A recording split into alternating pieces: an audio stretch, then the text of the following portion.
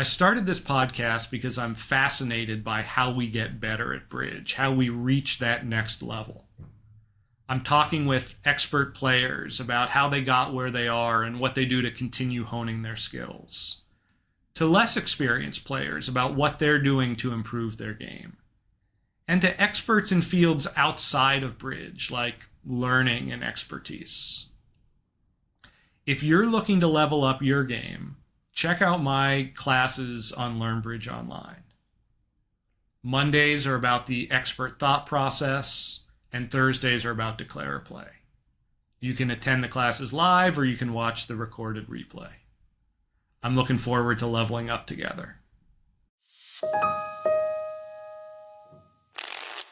I am joined this week by Brian Arlinghaus, who is the head golf coach at Xavier University in Cincinnati, and also has a side gig as a bridge psychologist. Welcome, Brian. Thank you, Adam. Thanks for having me. Tell me how you got involved with bridge. I got involved with bridge through Matthew and Pamela Granovetter. So several years ago, I started this little side project as a mental coach, sports psychology consultant. Created a website, just kind of was going to dip my feet into it and see what was out there. And Matthew had emailed me, or he'd had some sort of leg surgery, right? And he was just looking for any kind of mental coaching that he could get. And I warned him. I said, listen, I don't know anything about bridge, but I'm happy to talk.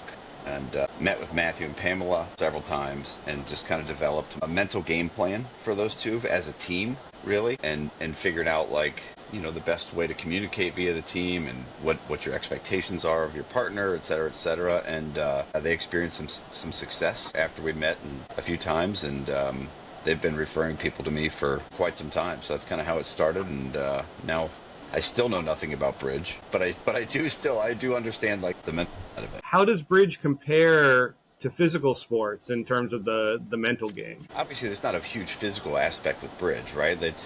Although from listening to bridge players talk, it's pretty taxing to sit in that room, for hours and hours and hours, right? So I have talked to clients in the past about nutrition and hydrating and the right calories. I think the biggest way that they're similar for golf especially is the discipline that's required to stick with your game plan, right? Because you can have a game plan and then something goes awry, and if one of the two of you decide to go rogue, there's no meeting back up, right? It's the roadmap is gone, and we've lost it, right? So there's a tremendous amount of discipline and there's a tremendous amount of trust in that bridge pairing, right? And if both players are aligned with here's the game plan, and when we get out of the game plan, right, we have a mental process that gets us back to kind of that center line. So in many ways, it's the mental part of it that's so similar. And I use golf a lot. Obviously, that's what I'm most familiar with. But that discipline and that trust between teammates is huge. And then there's something that we talk about with teams called the assumption of positive intent, right? If you and I are bridge partners, right, and you make a mistake, I have to lead with the assumption that Adam was not trying to make a bad play. Right? And I think a lot of times in bridge, it gets heated, right? And you've built something up in your head the way something's going to play, and your partner's built something up in the way that something's going to play. And if something doesn't go right, immediately fingers start pointing like, you made a mistake, you made this mistake. I mean, it's difficult, right? Because you have a game plan in bridge, but there's still some statistics and some luck involved. So that positive intent aspect has to be a leading tool for teams. Yeah, I absolutely found that it changed my game. That just going into the discussion with partner with the assumption that they're not an idiot. Yeah. And, that whatever they did, there was thought behind it. And Right. if they made a mistake, it could have easily been your fault. Like you Sure. led them down the wrong path somehow that you didn't even realize. Correct. Yep. That assumption of positive intent goes a long way to clearing the room. Like if you ever assume that your partner, Adam, is trying to make mistakes, you probably need to start looking for a new partner. Yeah. All right. So what does a bridge game plan look like as I'm going into a big game? How should I be preparing? What should I be doing at the table? So a couple different ways that I've talked about it with clients, right? Well, the first and most important one is all right, you probably need to start visualizing how you play your best bridge, right? Like when you're playing your best bridge, sit back and think about what's my body language look like? What's my self-talk or my soundtrack sound like in my head? Like, how am I playing these cards down, right? So the more you can see yourself playing good bridge, right, the better chance you have to repeating good bridge, right? Whereas most players, they spend all the time learning their system, right? And it's great until somebody throws you a curveball, or your partner makes a mistake and your body language changes, or you make a mistake and your internal soundtrack starts to change. As soon as those split off the path, you're now in unfamiliar territory, right? And your brain really likes familiarity. It's comfortable, right? It likes to be where the known factors are, okay? If you can continue to visualize those successes, your brain's going to be very comfortable and it's going to know exactly where I want to be and how I want to react to these situations. I can visualize Adam making a mistake or playing a card that was unexpected. How am I going to handle that internally? How am I going to handle that externally? Like, how's my eye contact with my partner? How is my body language to my partner? Am I being supportive, right? Am I being the teammate that I would want to be if I made the mistake? So visualization is a huge part of it. The second big part of it from a team perspective or a game plan is just understanding what type of player you are and I am. Are you the aggressor? Are you the home run hitter? Are you the cleanup batter? Or are you the leadoff man? Are you hitting singles? Are you just hitting it down the middle, and then you have a partner who's like, hey, I see an opportunity here, I'm taking a big swing, knowing full well that they may strike out, right? If that's not discussed and those game plans aren't laid out, and I know you're the home run hitter and I know the singles hitter, and I just assume we're both the singles hitters and we're both just sticking to the game plan, and you go take a giant swing, I'm going to be a little bit taken aback, right? And that could in turn pop my bubble or pop my flow state, which now I make a mistake. It's usually not a huge mistake either. It's just like a little simple mistake that just complicates things down the road. All right, so what does that visualization process look like? Do I just close my eyes and imagine myself winning the spin goal? Yes, in many ways, but it's not necessarily about winning, right? As it is, for me, it's more about visualizing the pieces, parts that go into winning. If I were to win, what would my body language look like? How do I want my warm-ups to be? How's my diet? How much am I hydrating? How am I reacting to errors? All of the little things that go into creating a championship or winning a tournament, I need to visualize those things so that I can better execute those things when they happen. Because anybody can sit back, I can just sit back and I can daydream and I can think about winning the US Open, right? Well, I'm not putting the work in, right? I'm not doing the work necessary. So I have to, you're better off visualizing all of the things that go into creating the win. And then when you get close to the win, then it becomes about the discipline to just continue to execute on those process goals that you visualized over and over again, like controlling your body language, controlling your self-talk, controlling your eye contact with your partner. Like, those are the type of things that you want to visualize, and I think it's the most underutilized tool in most of sports is that visualization process, like where everyone wants to think about winning a junior golf tournament or winning a bridge tournament. Nobody wants to think about what do I need to do to make that happen? Why would I not visualize a successful warm-up? Why would I not visualize being a good teammate? Why would I not visualize, like, how do I want to react when a mistake is made? What does a visualization look like in terms of how long it should take, how often I should be doing it? The more you practice, the better it gets. Usually it's really hard to go for a significant amount of time, right? So 15 to 20 minutes is really difficult to get through for a lot of starters. So a lot of people that I talk to, I'm just asking for 5 to 10 minutes once or twice a day. Just sit in a chair, set the timer on your phone, hit the button, and for 10 minutes, I just want you to run through getting prepared for this bridge tournament. What do you do? Are you social? Are you walking around with coffee, jibber-jabbering with a bunch of competition? Are you getting focused in the corner, right? Are you running through hands in your head? Are you running through your system in your head? 5 to 10 minutes is a great starting point. I think most people would start and you would understand, like, boy, I can make it 2 minutes before my brain starts to go to, like, oh, I wonder what's for lunch, or, oh, I have to pick the kids up from football tonight at 8:30. It's very difficult. It's okay for those thoughts to come in, right? What we're trying to do is stretch the amount of time that we can continue to visualize and stay present. So when those thoughts come in about what's for dinner or picking the kids up, acknowledge them and say, that's important, but right now I have 3 minutes left to get into my flow state for bridge. Well, what's a good warm-up look like? What's a good opening hand look like? Those are the type of things that you do. Doesn't have to be an hour. Right. It sounds a lot like meditation. It's very similar. Very similar. If you've done any meditating, or anybody listening has done any meditating, like, you know, when you start that, you're 90 seconds into it, and immediately you want to look at the clock and think, oh, I bet it's been 15 minutes. And it hasn't. It's very hard to sit with your own processes in your own mind. You talked about body language a couple of times. What should I be thinking about in terms of body language? What is good body language?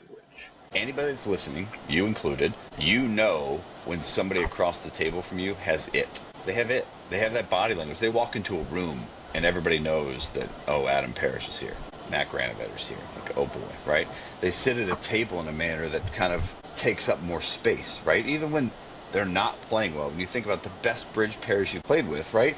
More than likely, they're not like humbled over, right? They're sitting there, they're taking up space, they're kind of dominating the table just with their body language, right?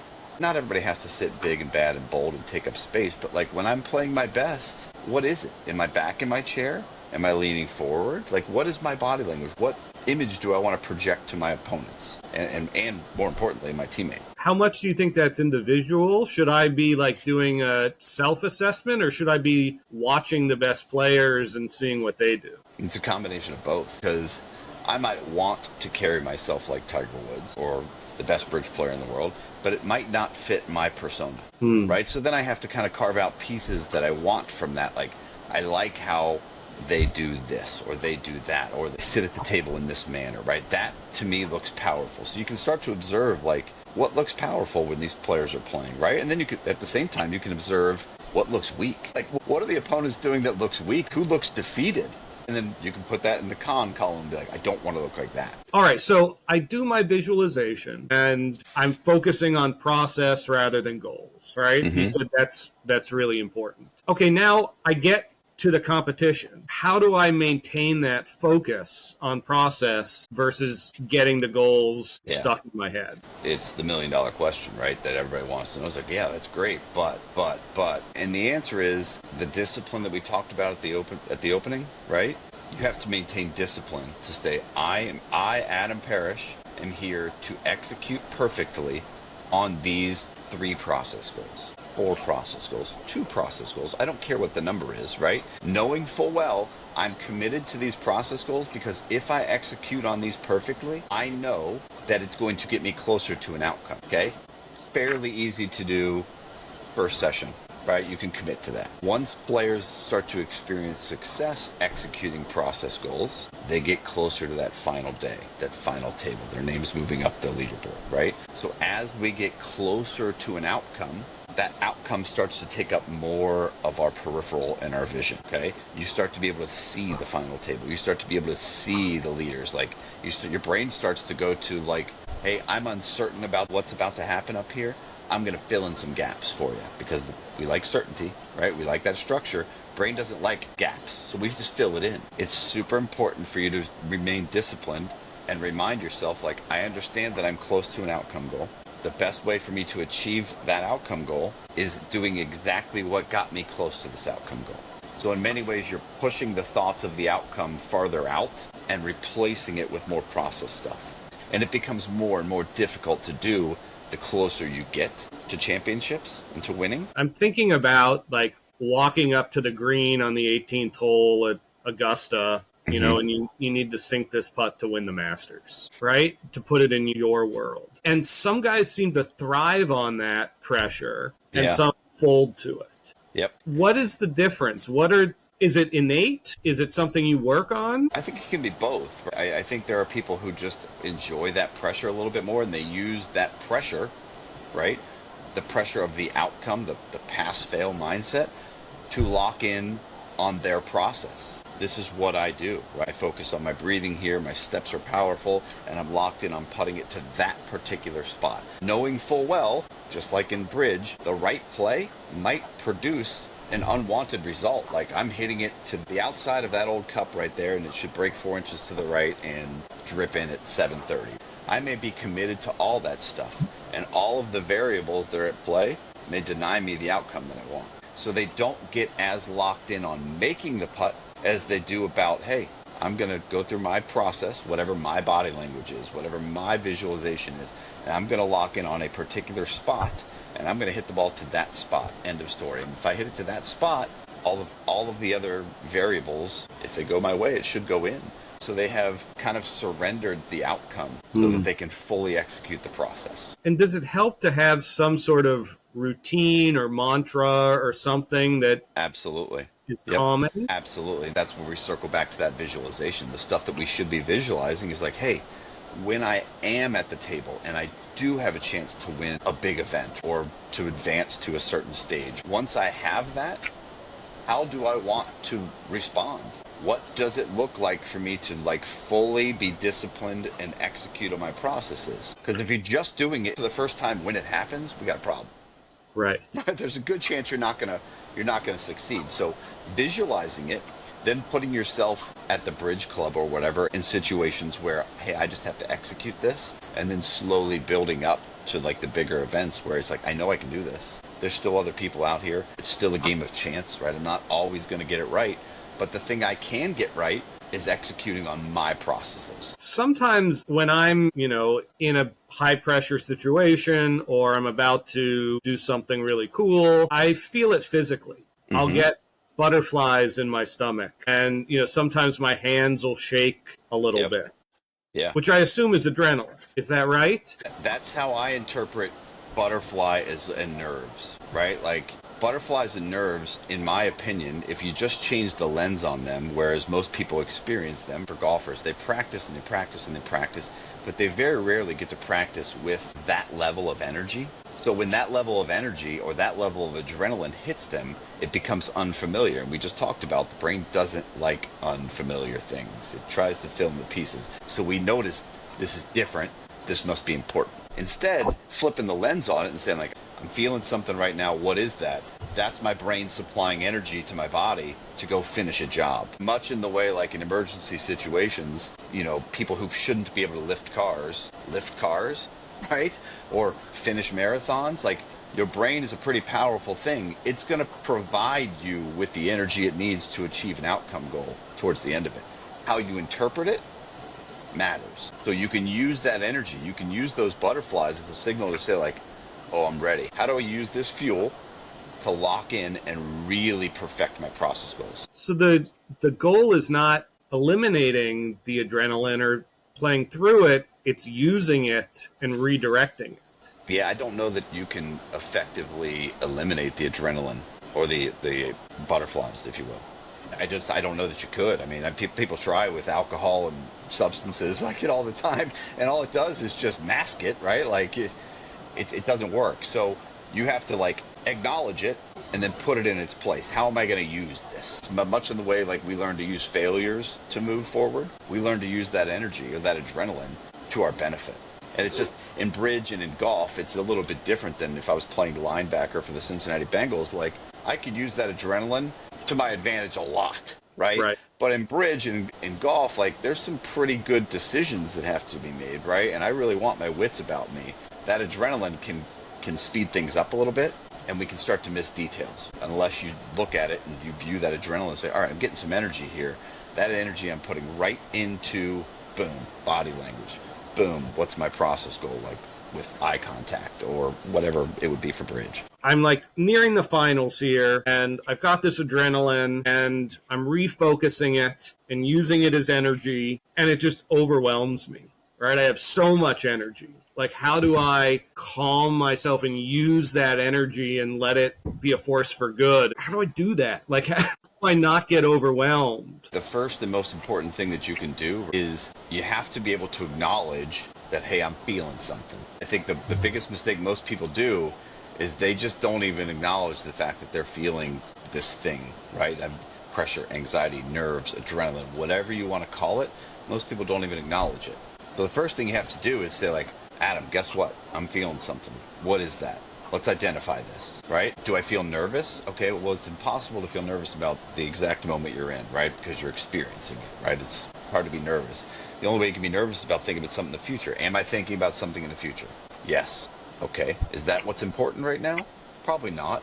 What's important right now? I need to get back to my process goals. So now I've just reframed what I'm thinking. Instead of letting your brain go way out into la-la land, now I've reframed it. If I view it as energy, right? If I start to think I'm feeling some adrenaline, I'm getting close to this outcomes goal, okay? And it's a matter of saying, like, you're supposed to feel that. That's a good thing, right? Not something I should be shunned or shy away from. So it's just a matter of acknowledging it and then reframing it and then asking yourself some silly questions. And once you have to answer the silly questions, you start to realize how silly the answers could be. All right, so let's say I'm going into a big match and I'm an underdog. What should I be telling myself? How do I find the right line between realism and, whatever I need? Like, people say you can't win if you go in thinking you can't win. Yeah. But if I'm going in as the underdog, like, am I really supposed to go in saying these guys are chumps, they have no chance against me? No, but I also think going in with that attitude is super duper outcomes focused. They have no defense for you just executing your game plan. They can't do anything about Adam Parrish perfectly executing his process goals. Does that make sense? So like when you go in and think like, I'm going to beat these guys, it's like, all right, well, that's outcomesy, right? And quite frankly, you can play the game of your life and still not beat them because there's some luck involved. The game is full of chances, right? So they can't play defense on your process execution. So if you become fully invested in the process of producing good bridge, it doesn't matter who you're playing. If you're playing me and somebody else who's never played, you have to perfect your process goals, no different than if you're going to go play Matt and Pamela. They're your process goals to execute on. They can't do anything about you being perfect in that scenario, right? Your bridge skills, the actual bridge skills, will continue to improve over time. They may have better bridge skills than you. But if you just execute on your process goals, I think you can get farther than you think. Yeah, so the self-talk, the attitude going in is, if I stick to my process goals, if I play to the best of my ability, I'm going to make these guys beat me, right? I can play with the big guys. Bingo. Because Adam, I'll bet you, like, I've never watched you play bridge. I've never seen, like, high-level bridge. But my guess is when elite-level players play underdogs, right? The elite-level players don't have to do anything special. You make the mistake, and they win. End of story. Yeah. Because you do something dumb, right? You leave who you are to try to make a play that's outside of who you are as a bridge player, and they just sit back and let it happen. They don't have to do anything crazy. One of my observations has been, bridge is a game of mistakes. And, there's levels of mistake, and some are more costly than others. But almost anybody, if you just cut out the really dumb mistakes, you'd be nearly unstoppable. My partner Greg and I had that realization last week at the Nationals that, like, if we just didn't do this really stupid stuff, right, no one could beat us. How do we avoid that? How do we avoid, forgetting system or just not thinking that extra level and missing an inference? Yeah, I think those can be built into your process goals, right? And it could be something as simple as just listing them out. Like, hey, going backwards, you and Greg sit down and say, when we've made little tiny paper cut mistakes, what led up to it?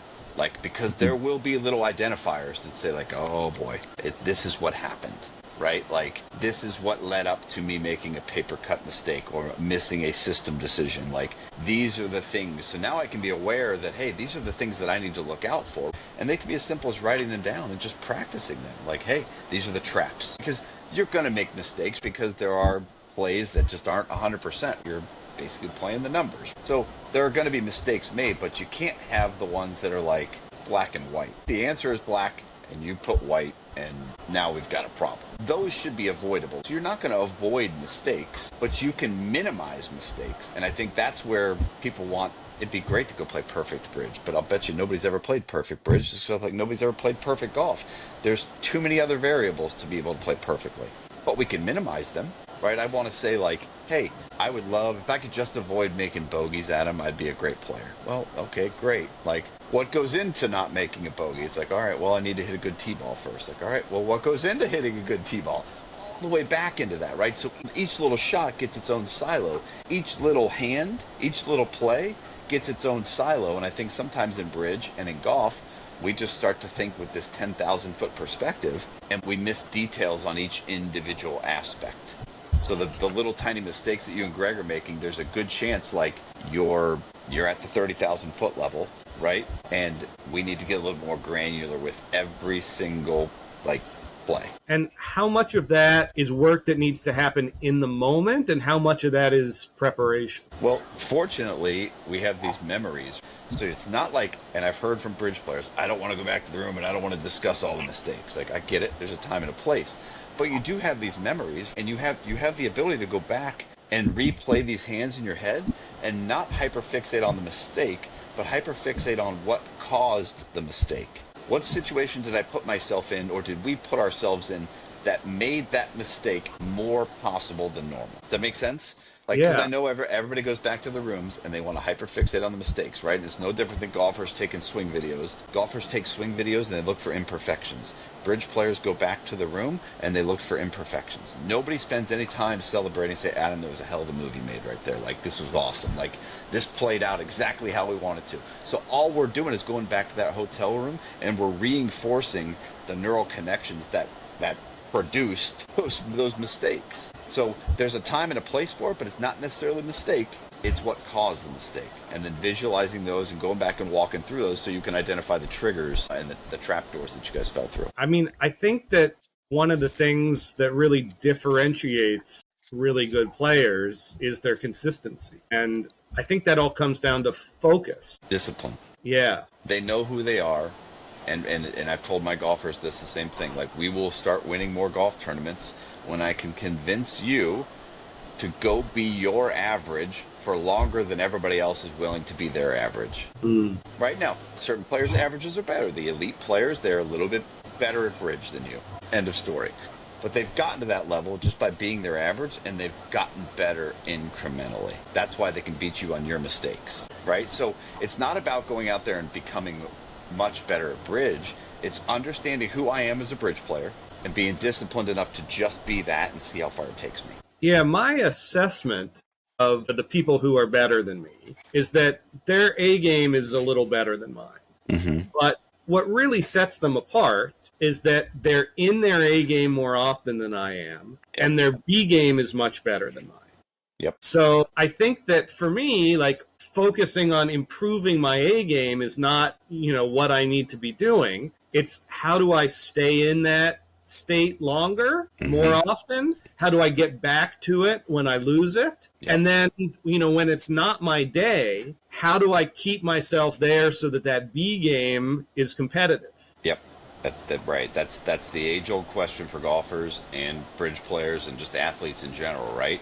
I'll use like a diagram and say, like, those A players, their weaves between bad and good is a little tighter, right? Your bad and your good is here. So the intersections, you're really good. Their intersections are just more frequent, right? And I do believe that they've gotten to that level. Obviously, their skills, and they've practiced and they've put time in and hours in. Their skills have gotten better, but they are just disciplined to their system and disciplined to who they are as a bridge player. If they are a conservative bridge player, right, if they're a singles hitter and they know how they play, they don't leave that game plan. They just don't leave that game plan. They're going to go out there and do that. And sometimes it works and they're going to steamroll you. And sometimes it's going to be a little bit harder, but they're not going to try, based on what you do, I'm not going to change my system, the way I play bridge. Because I'm not talented enough to know 6 or 7 systems and to be able to, like, integrate them all the time. This is who I am. So in many ways, like, you have this identity card, like, this is who Adam Parrish is as a bridge player. I do A, B, C, D, and E. End of story. This is who I want to be. And I'm going to practice that. Now your B game starts to elevate a little bit, because what happens with middle-level players, right, or bottom-level players, or even low-level elite players, they're more likely to leave their game plan. And the farther away from the backyard that I stray, the harder it is to get back to that back door. That makes sense. Yeah, so just understand your game and don't try to do more than that. Yeah, can you be your average for longer than they can be their average? Right? If you think about, like, pretend you are the top level player, Adam, right? That you're the best bridge player in the world, right? And now think about all the people who are learning to play bridge. Think about how you would beat them. How would you beat them? I would just sit there. I just sit there and let them self-destruct. How do you think the best players are beating you? Yeah. Yeah. That's it. Like, you guys both know how to play bridge, Yeah. right? They're just going to sit there and like let you make the first mistake, right? It's like going to a tennis match. Like you get in these baseline volleys, right? And it's just a matter of like, hey, I'm just going to keep getting it back there, and then somebody's going to make a mistake, right? I went to the Yannick Sinner match last night, and I just watched him just pick apart this guy and just let the other guy just boom, make a mistake. He's going to try to force the issue before I'm going to try to force the issue. Yeah. Simple. Just keep it in the fairway. Just keep it in, just return serve. Like, this is who I am as a bridge player. This is the system. I've practiced this system. There's no time for me to leave it right now. And it all comes back to visualizing that beforehand and just in the moment focusing on the process. Certainly helps. Yep, certainly helps. Yeah. Wow. Yeah, because if you don't visualize it, right, the only time you're practicing it is when it matters, and that's a pretty bad time to practice it. Right? If the only time you practiced landing an airplane was when you needed to land an airplane, we got a problem. Yeah. Is there any way that you can simulate the high stakes, nervous, whatever, during practice? For golf, we do it all the time, right? It's when you're playing for a teammate to get done with a drill. If 5 guys can be done if you make this putt, it's going to simulate some, right? There's some stuff going on here, right? And then you have to like really use that energy to lock into my spot and say like, all right, I know how to putt. I know how to get to that spot. That spot's all that matters right now. Getting done with the drill is not what matters right now. The 5 people aren't what matters right now. Getting done with the drill is not my priority. Hitting that spot is the priority. So in bridge, it could be one of these like, hey, I need to, I have 10 minutes to complete X, or I do it again. So it's just time-based stuff or outcomes-based stuff where it's like, all right, I can't be done until there's a best female golfer of all time, Annika Sorenstam, used to make, I think it was something like 103-foot putts in a row, and she couldn't quit until she was done with it. And she said, sometimes it would take me 30 minutes, sometimes it would take me 9 hours. Like that. The point is, the 98th and 90th putt and the 100th putt, you're feeling something, right? Yeah. Because it's a matter of getting done or not, right? So in bridge, it'd be cool if you guys could find some drills or some practice habits that were kind of outcomes based, right? It's like, hey, this is basic rudimentary stuff, right? Basic system drills, but I need to complete these to move on. And then you start to generate a little bit of pressure, if you will, or adrenaline. Right. So you've worked with bridge players, you've worked with physical athletes. Do you think we're athletes? Yeah, I mean, listen, there's money on the line, right? And you're practicing a skill set. I mean, people don't think golf's an athletic sport either. There's the mental aspect of every physical sport, right? So I don't know how you can separate one from being just physical and to just mental. What's your definition of an athlete? A competitor?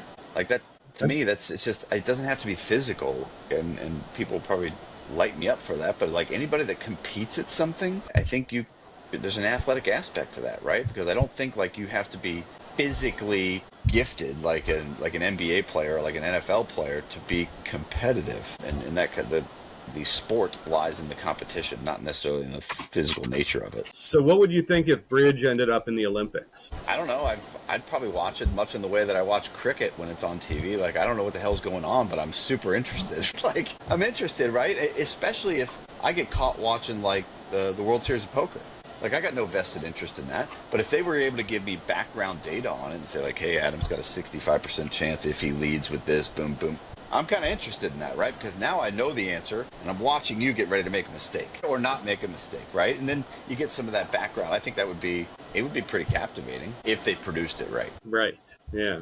So with the bridge players you've worked with, Matthew and Pamela in particular, like, what do you think they have gained from working with you? How has their game improved? I think the biggest thing that they took away was like communication between players, the assumption of positive intent, and emotion management. Like, we talked about like a reset button. If somebody was making a mistake, or if Matthew made a play that was way out left field, that might drive Pamela nuts. But the other people who might look at Matthew and go like, that was unbelievable. How did he do that? Like, that's magic, right? So understanding like the positive intent, and this is the strength of Matthew's game. This is the strength of Pamela's game. And for Matthew to understand like, this is how Pamela plays her best bridge, and for Pamela to understand this is how Matthew plays. And so there's risks in both partners' camps. So just that basic understanding of this is what makes us a good pair, right? Because for a while there, it would be Pamela hitting singles and Matthew going rogue. And then it would force Pamela, not force, but she would feel forced to leave her game plan. And then she starts making silly mistakes. And that really bothered her, right? Because she doesn't like to make mistakes. Like, she's down the middle. So understanding that just because Matthew goes rogue and takes a swing at a fastball and tries to hit a home run doesn't mean you have to go with him. Part of why he's comfortable doing that is knowing that he has a partner that is just going to be on base. Yeah. Understanding your role in the partnership on the team. Correct. And not trying to do anything outside of that. That's it. It's the equivalent to, like, if a offensive tackle saw Joe Burrow throwing the football and decided that, hey, I'm not going to block this play, I want to throw the football. We got a problem. Like, Joe Burrow is supposed to throw the football, and you're supposed to block for Joe Burrow. Like, you have to do your job. Otherwise, the team doesn't work. So if anyone's interested, how do they get in touch with you? Yeah, they can just shoot me an email. My website is Cincinnati Sports Psychology. All the information's on there. It probably hasn't been updated in a while, but my email's on there as well. So if they're interested, they can certainly shoot me an email. I'd be happy to talk to them. It's really fun. Working with bridge players is really fun because there are so many players that spend so much time working on the math, right? And you get consumed with the math that you forget there's a whole other mental and emotional piece that goes with it. So you might have all the math right? But if you forget how to manage the math when somebody else starts to mess with your numbers, math doesn't do you a whole lot of good. So it's really fun to watch the light bulb go off for some people. That's pretty cool. Yeah. Well, Brian, thank you. I think this has been really educational for me, and I think it will be for the audience. Awesome. Thank you so much for having me. I really appreciate the talk, and it's tons of fun to discuss any kind of sport.